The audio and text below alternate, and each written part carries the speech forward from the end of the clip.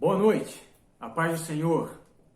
Mais uma vez eu quero agradecer ao fato de todos estarem participando nos seus lares, junto com as suas famílias, nesse momento em que nós estamos cultuando ao nosso Deus, não deixamos de cultuar o nosso Deus, mas fazendo isso de uma forma, de uma maneira como não estávamos acostumados a fazer aos domingos, nas nossas casas, com as nossas famílias, usando das nossas criatividades.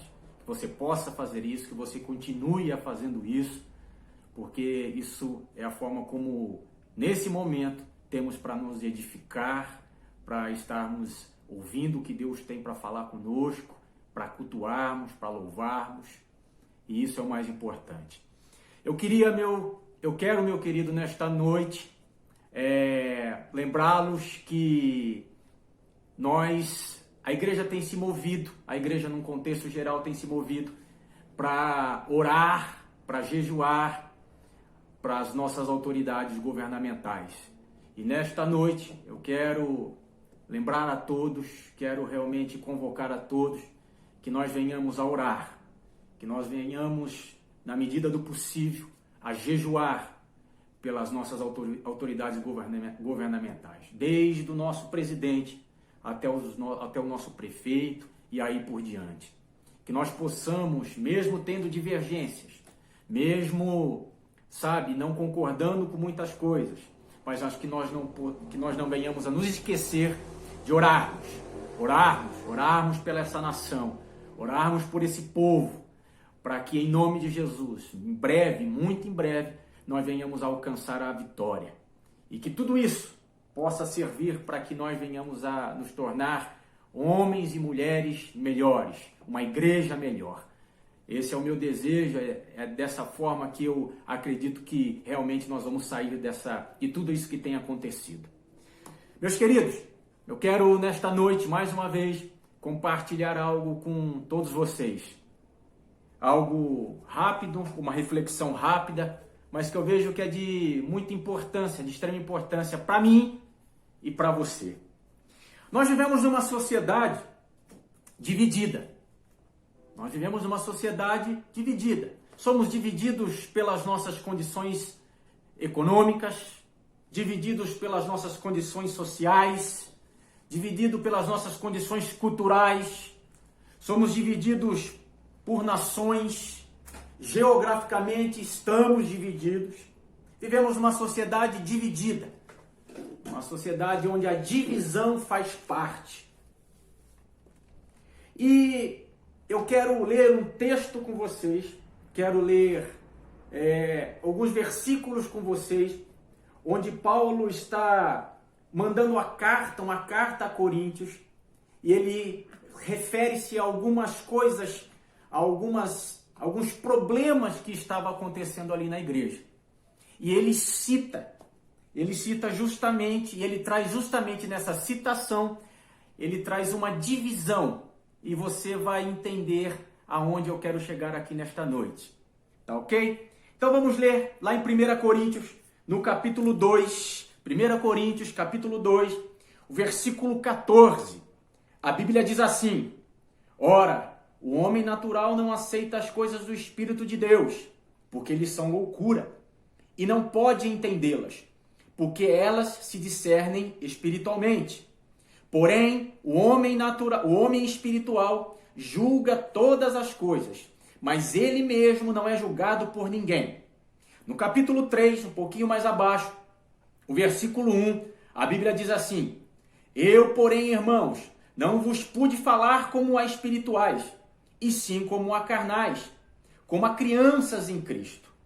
Leite vos dei a beber, não vos dei alimento sólido, porque ainda não podeis suportá-lo, nem agora podeis, porque ainda sois carnais. Porquanto, havendo entre vós ciúmes e contendas, não é assim que sois carnais e andais segundo o homem? Paulo está deixando claro para mim e para você, meu querido, referindo-se à igreja de Coríntios, que existiam aí três divisões, que existiam aí três tipos três tipos de homens.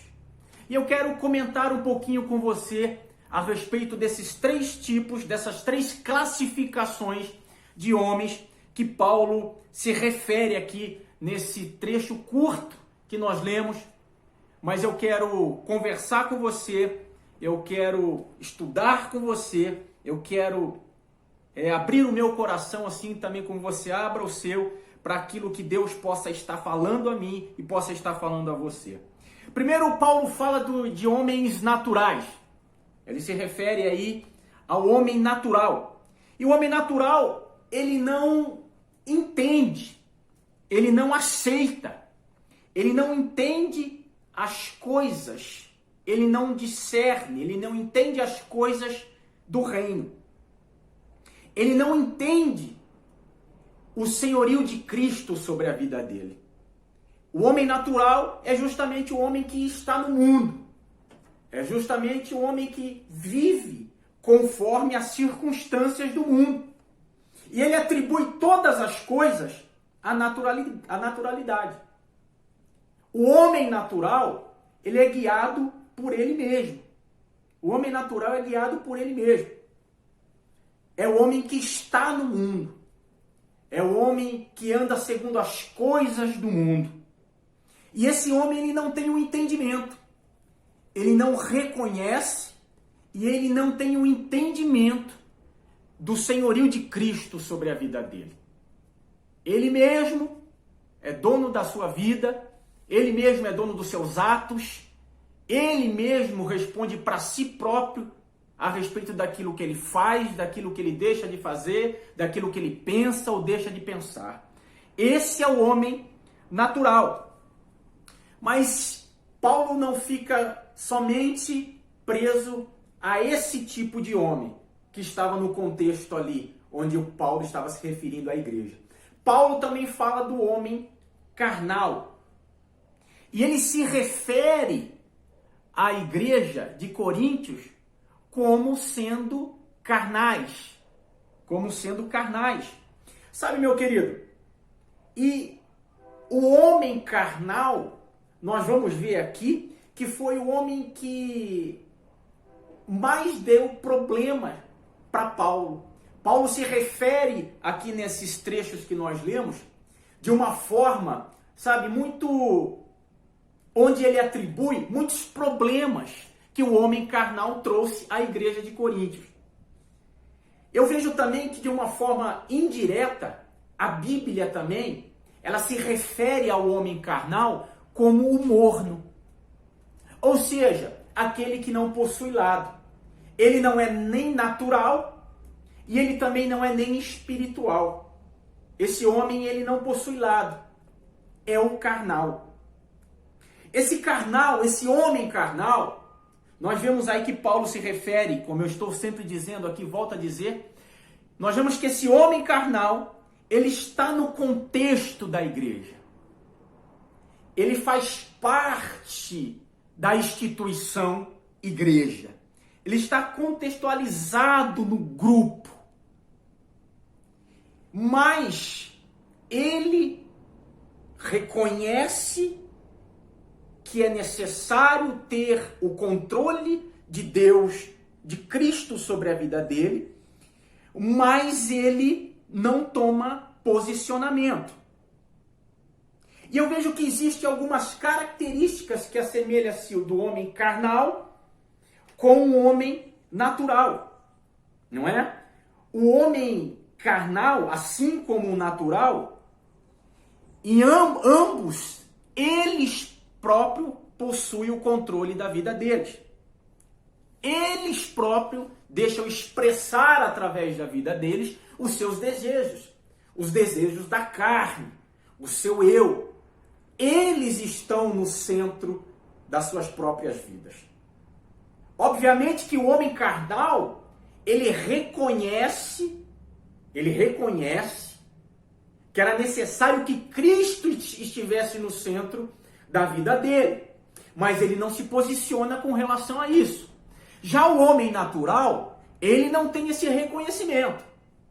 Para ele as coisas acontecem na maior naturalidade, ele mesmo é aquele que controla as suas vidas, a sua vida, e ele não reconhece isso. O homem carnal assemelha-se a ele nisso, porque o homem carnal reconhece que é necessário ter o senhorio de Cristo, mas ele não se posiciona com relação a isso.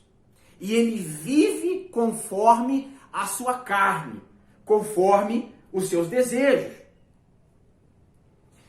Entre reconhecer o senhorio de Cristo e entre aceitá-lo, entre reconhecer o senhorio de Cristo e viver esse senhorio e estar debaixo desse senhorio, há um abismo muito grande. Há um abismo muito grande, há uma diferença muito grande, sabe? Há uma distância muito grande.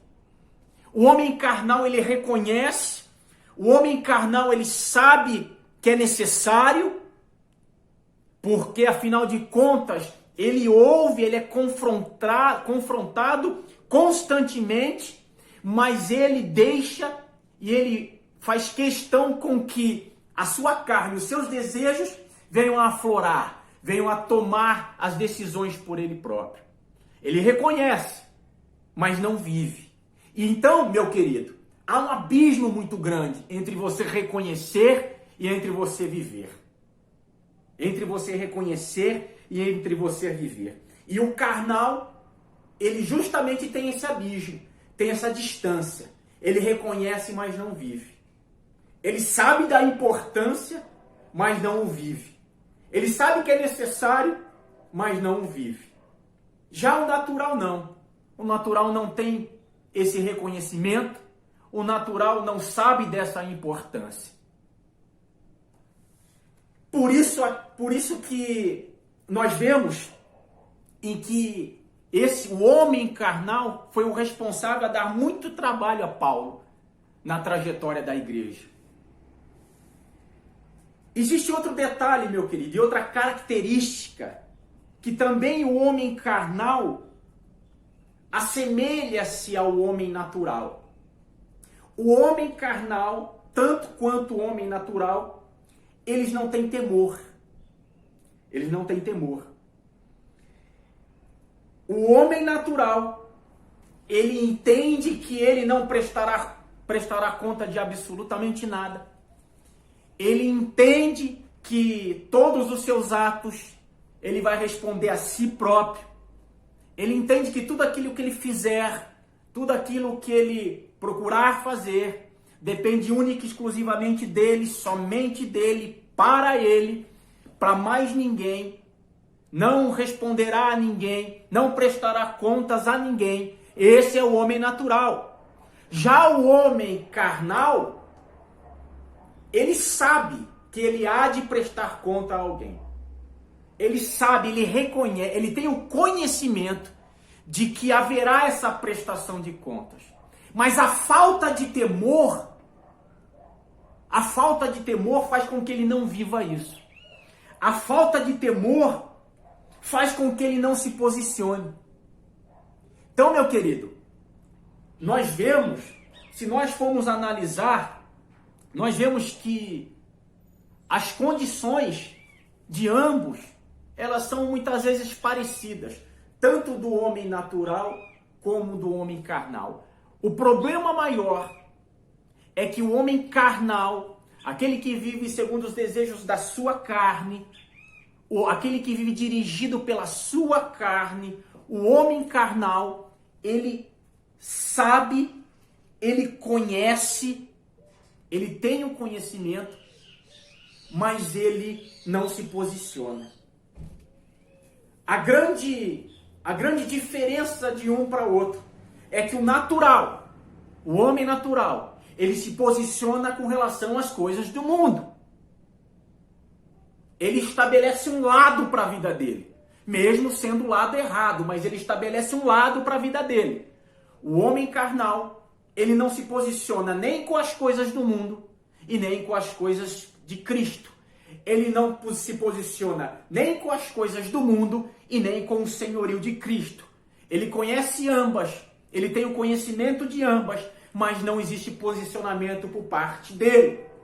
E Paulo tem grandes problemas com esses homens. Tanto é que Paulo, nós vemos aqui no versículo 3, que ele os trata como crianças,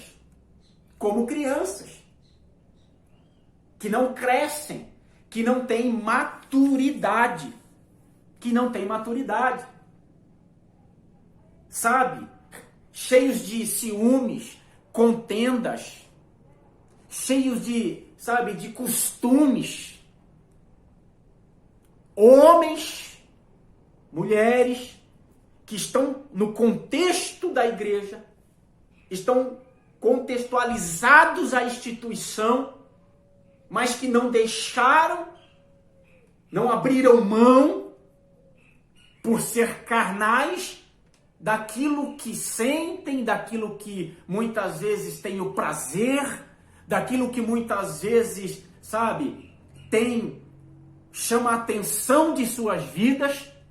Não há posicionamento. Não são naturais nem espirituais. São carnais. Homens e mulheres que não crescem. Homens e mulheres que ouvem. Homens e mulheres que têm o conhecimento. Homens e mulheres que reconhecem que é necessário ter o senhorio de Cristo, o governo de Cristo sobre as suas vidas. Homens e mulheres que reconhecem que é necessário estar debaixo dessa direção. Homens e mulheres que sabem que um dia prestarão contas, mas que não se posicionam. E a Bíblia, como eu disse aqui no início, ela de uma forma até indireta, ela trata isso como homens e mulheres que vivem na mornidão.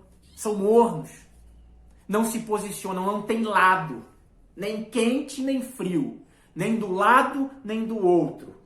Vivem sempre à margem, vivem sempre em cima do muro, vivem sempre sem estabelecer que lado estão. Isso é um perigo, meu querido. Por isso que Paulo adverte a igreja de Coríntios e cita e divide essas três categorias. Traz a divisão dessas três categorias para dentro da igreja. Traz a divisão dessas três categorias para que as pessoas possam enxergar e possam se posicionar. Aonde eu estou? Faço parte de qual grupo?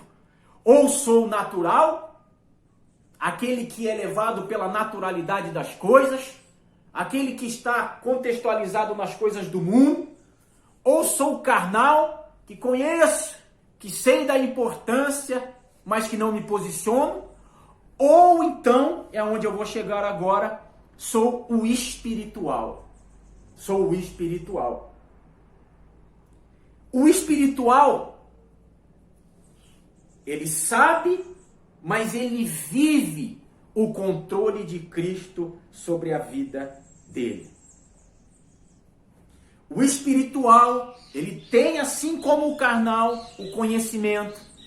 Ele tem, assim como o carnal, ele reconhece, ele sabe que ele há de prestar contas, mas ele busca a viver o controle de Cristo sobre a vida dele. Ele não vive mais. Ele quando se vem para o corpo, ele quando toma a decisão de se engajar, de fazer parte do contexto da igreja, ele deixa os seus costumes, ele deixa, sabe, os seus pensamentos, ele deixa a sua carne e ele se posiciona. Ele se esforça para isso, porque ele entende que a partir do momento que ele toma um posicionamento, quem governa, quem controla a vida dele é Cristo. E eu quero que você preste atenção, porque tem algo importante que faz parte da vida do homem espiritual. O homem espiritual, ele entende as coisas do céu. O homem espiritual, pelo menos 3 marcas ele carrega consigo.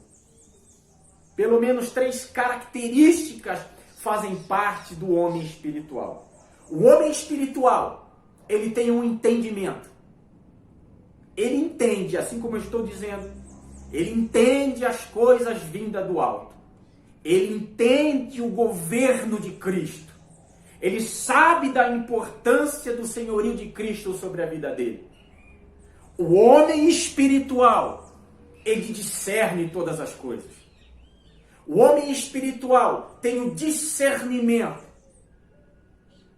a maturidade para entender o que é certo, o que é errado, o que lhe convém e o que não lhe convém, o que é agradável e o que não é agradável.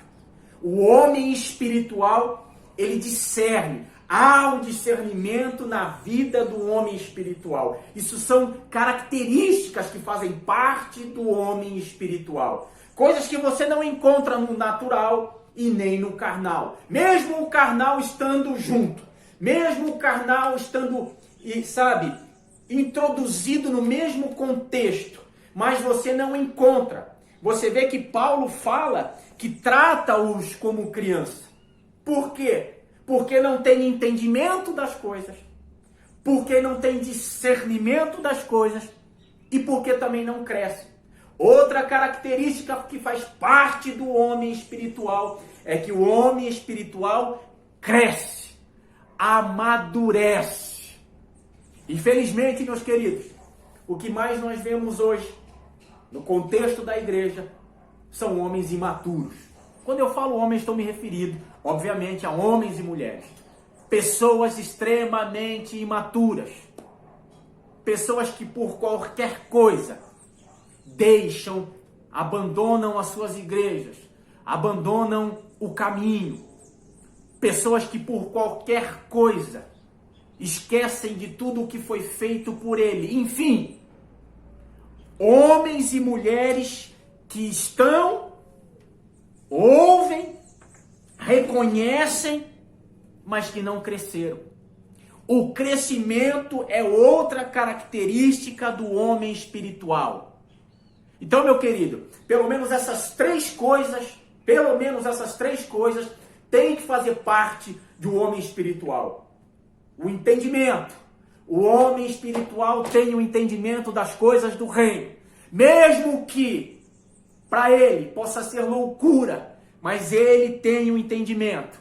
Mesmo que naquele momento possa ser loucura, mas ele entende, ele sabe, ele entende o governo, ele entende o senhorio, ele entende a vontade daquele que o governa.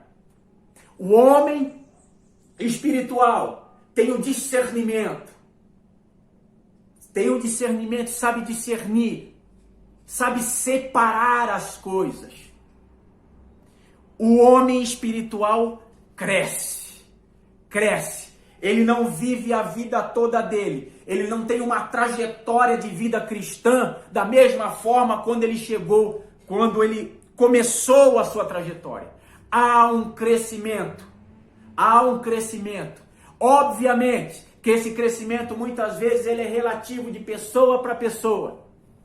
Pode haver aí uma diferenciação, mas essa característica tem que fazer parte do homem espiritual. O homem espiritual não pode continuar a sua vida toda sem crescer, porque ele não é espiritual, ele é carnal. Ele é comparado a crianças. Foi assim que Paulo fala, se refere a esses homens, como nós lemos no capítulo 3. O homem espiritual cresce. O homem espiritual cresce. Por que é necessário que ele cresça, meu querido? Porque a partir do momento que ele cresce, ele começa a dar frutos. Você só pode oferecer para outra pessoa aquilo que você tem. Eu não posso oferecer para você o que eu não tenho. Então, meu querido, é necessário que o homem espiritual venha a crescer para que ele possa oferecer, para que ele possa dar ao outro o que ele tem. Isso é fruto. Só o homem espiritual é capaz de fazer isso. Então, meu querido, o homem espiritual entende, discerne e cresce. Em Romanos, Eu vou ler aqui para você. Se você quiser abrir a tua Bíblia, abra lá em Romanos no capítulo 12, no versículo 2. A Bíblia diz assim: e não vos conformeis com este século, mas transformados pela renovação da vossa mente, para que experimenteis qual seja a boa, agradável e perfeita vontade de Deus. Deixa eu comentar algo com você que Deus falou ao meu coração.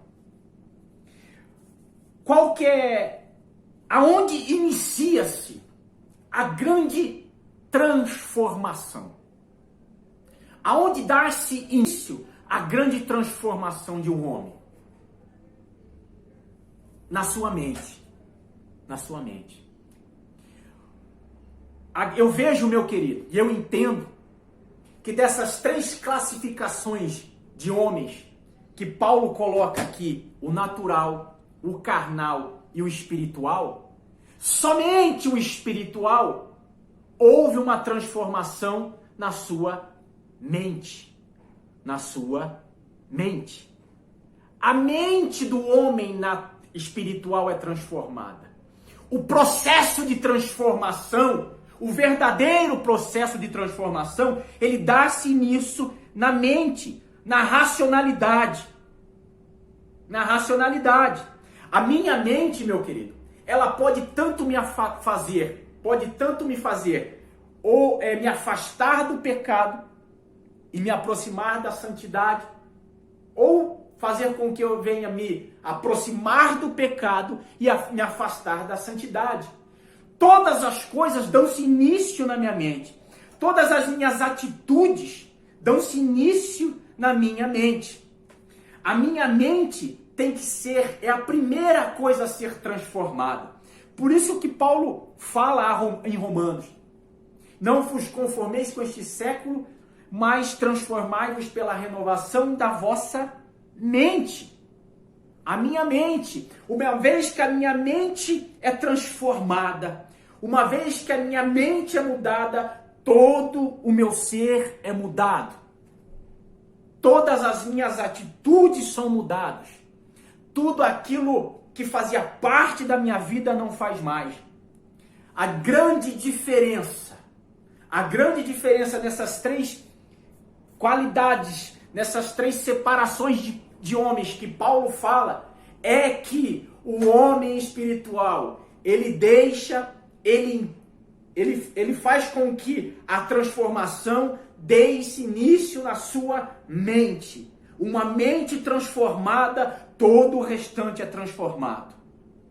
Uma mente purificada, transformada, todo o restante é transformado. Uma vez que a minha mente venha a ser dirigida pelo governo de Cristo, então todas as outras coisas vão ser transformadas também, vão ser dirigidas também pelo governo de Cristo. É necessário que a minha mente seja transformada. É necessário, para que eu possa entender, discernir e crescer, eu tenho que estar disposto que a mudança venha a começar pela minha mente. Pela minha mente. No versículo 16 do capítulo 2 de 1 Coríntios que nós lemos, Paulo termina o versículo assim, se referindo, você pode ler depois aí na tua Bíblia, se referindo aos homens espirituais, ele diz assim: nós, porém, temos a mente de Cristo. O capítulo 2, versículo 16 de 1 Coríntios, que nós lemos. O versículo 16 termina assim: nós, referindo-se aos homens espirituais, nós, porém, temos a mente de Cristo. Nós, porém, temos a mente de Cristo. O homem espiritual, ele tem-se início na transformação da sua mente. E a sua mente é dominada pelo governo de Cristo, pelo senhorio de Cristo. A igreja precisa abrir os seus olhos, eu e você precisamos abrir os nossos olhos, precisamos entender que o homem espiritual, que o homem espiritual, o homem que entende todas as coisas do reino, o homem que discerne as coisas, o homem que faz a separação das coisas, o homem que cresce é um homem que teve a sua mente transformada. É um homem que teve a sua mente transformada. Toda a minha transformação começa aqui. Daqui se espalha para o restante. Mudo a minha mente, mudo a minha forma de pensar. E aí daqui se espalha para todo o restante. Nós, porém, temos a mente de Cristo. Nós, porém, temos a mente de Cristo. Não somos como um homem natural, que tem a sua própria mente, os seus próprios conceitos. Não somos como um homem carnal, que sabe que é necessário ter a mente de Cristo, mas não o tem, não se posiciona. Somos espirituais. Nós, porém, somos espirituais, temos a mente de Cristo. Uma mente que pensa como Cristo. Uma mente que olha, que tem os olhos de Cristo. Uma mente que vê as coisas como Cristo via. Esse é o homem espiritual. Que eu e você, meu querido, possamos entender isso. Que eu e você possamos nos esforçar a isso. Que eu e você possamos, ter um entendimento e sermos exortados a ser homens e mulheres espirituais. Mas tudo isso começa na renovação da nossa mente, na nossa cabeça, na renovação da nossa mente. A nossa mente precisa ser renovada. Os nossos conceitos precisam ser arrancados, para que os conceitos de Cristo venham a fazer parte do nosso entendimento, da nossa mente. Tudo começa na renovação da nossa mente. Mente de Cristo. Que eu e você possamos nos alertar a isso. Que eu e você possamos buscar isso. Que eu e você possamos almejar isso. Que eu e você possamos fazer parte desta classe que são os homens espirituais, a qual Paulo se refere. Que eu e você, meu querido, não venhamos a agir na nossa naturalidade e sermos homens naturais. Que eu e você não venhamos a agir na nossa carnalidade e sermos homens carnais. Mas que eu e você venhamos ser homens espirituais, com uma mente renovada, com uma mente direcionada, com a própria mente de Cristo em mim e em você. Eu quero fazer uma oração. Quero fazer 2 orações. Quero orar para isso, tudo que nós falamos aqui nesta noite. E também quero orar pelo nosso país. Em nome de Jesus. Meu Deus, que eu e o meu irmão, que estamos ouvindo isso, que ouvimos tudo isso, venhamos a entender, meu Pai amado, que é necessário que nós venhamos a ser transformados pela renovação da nossa mente. O homem espiritual tem a mente de Cristo. Não tem mais a sua mente. Não é mais ele que manda. Não é mais os seus conceitos que mandam. Não é mais a sua vontade que predomina, mas é a vontade de Cristo. Esse é o homem espiritual ao qual Paulo se refere.